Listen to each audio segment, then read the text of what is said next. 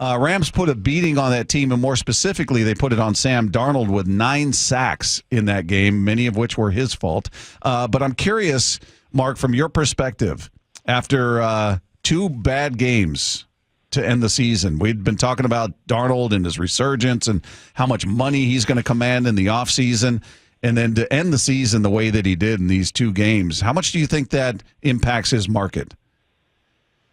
Well, I think it impacts his market quite a bit. I would say, Bob, from the standpoint of 9 sacks, listen, when you give up 9 sacks, yeah, your quarterback struggled. Yeah, your O-line struggled, but your coaching staff got their ass kicked. Because you give up 9 sacks and you watch the 2 different coaching staffs, right? The mentor versus the mentee. Sean McVay versus Kevin O'Connell. Like, they're doing deep drop backs, pushing the ball, trying to push the ball down the field in Minnesota, and they're getting run through. With the Rams, every drop back had a quick reaction or a quick answer for Matthew Stafford. So every one of those, like, if you could push the ball down the field, if we get a 5-man blitz, we got to pick up. We got a 6-man, we got to pick up a 7-man. Swing it out here. If they're bringing pressure from here, we've got somebody that's vacating or somebody that's occupying that vacated spot. Like, a lot of that, in my opinion, watching that game, had a lot more to do with coaching than it did the quarterback. So that's kind of where I am with, how sacks happen. I thought that Minnesota was awful in that regard. Now, that said, Sam Darnold, cost himself. I think he would have had a Baker Mayfield type of contract, 3-year, $100 million deal on the table for him had he played well the last 2 games. He hasn't played well the last 2 games. I still think what he did over the course of the season was really, really good. But, I mean, is anybody going to give him that kind of big-time deal? And I probably would hesitate right now after those last 2 games to say, yeah, he's going to get that Baker Mayfield type of deal. Well, Mark, after having watched a weekend, and obviously we didn't get a chance to see Detroit and Kansas City, but after having watched these teams, what stood out to you? What really impressed you? Who looks like the legitimate contender?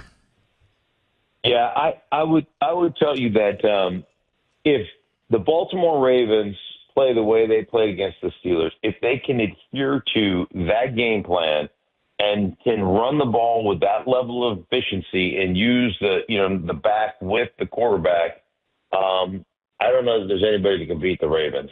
Defensively, they're playing really good football right now, but offensively, that run game is special. And what it does for their quarterback, what it does for their passing game, even without Zay Flowers, was like they were really, really impressive. Man, the Buffalo Bills line up in nickel or dime. They line up in 5 DBs or 6 DBs.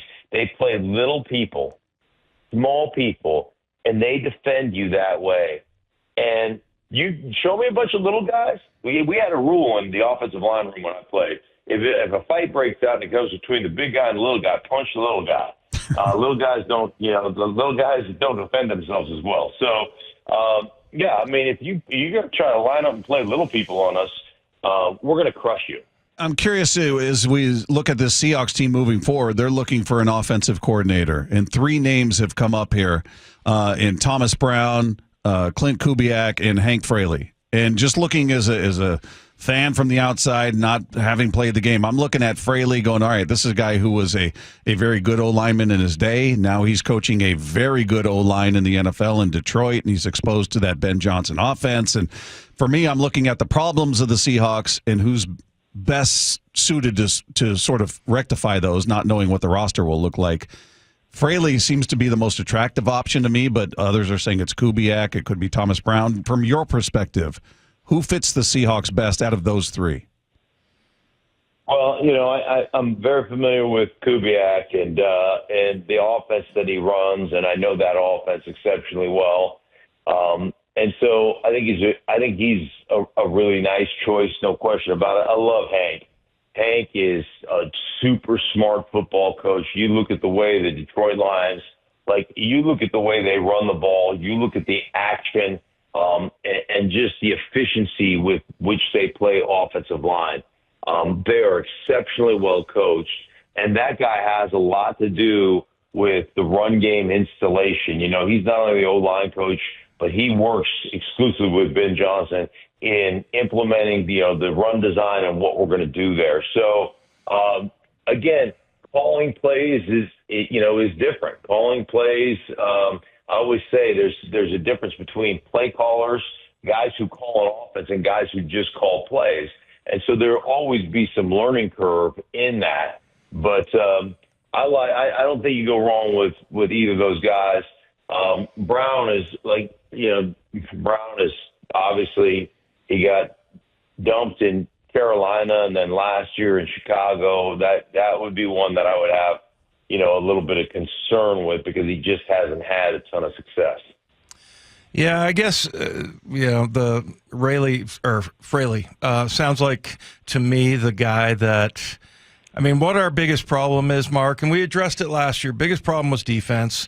You go and get a brilliant mind as the head coach defensively, and things got fixed. But Bob had a poll on Twitter, and most people in Seattle think that it's the biggest problem is the offensive line. And I don't know, if you have an offensive coordinator that, can talk to guys and give them help, and that's what John Jansen, yeah, that played, and he was just talking about how, hey, if you need to slide protection, or if you need to do it, help these guys out. And what do you think about that approach as opposed to a guy like Kubiak, which I like that offense. I guess he would be my number 2 pick, but how about Fraley and the ability to be able to directly help offensive linemen?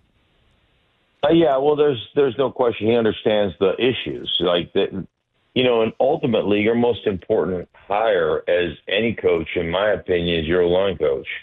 And you think about you keep 9 active and probably keep 10 total guys on your roster. On a 53-man roster, 10 of them are made up by offensive linemen.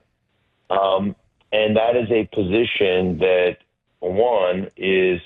we talk about all the time. It's exceptionally hard, and it's 5 guys that have to play together.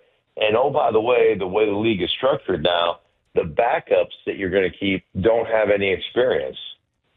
So the development of the backups is going to be incredibly important over the course of a season, and getting those guys to understand how to play this game at a intellectual level is going to be very, very difficult. So Hank certainly would give you those opportunities. And I think it's really cool personally that Hank's getting talked about, and that I did not realize that people were talking about him being an offensive coordinator, because the dude's a hell of a football coach. And every time I go do a Detroit game, and I did one this year, but the last couple of years I've probably done 6 or 7 Detroit games. I think I did the year before. I think I did 4 or 5 of them.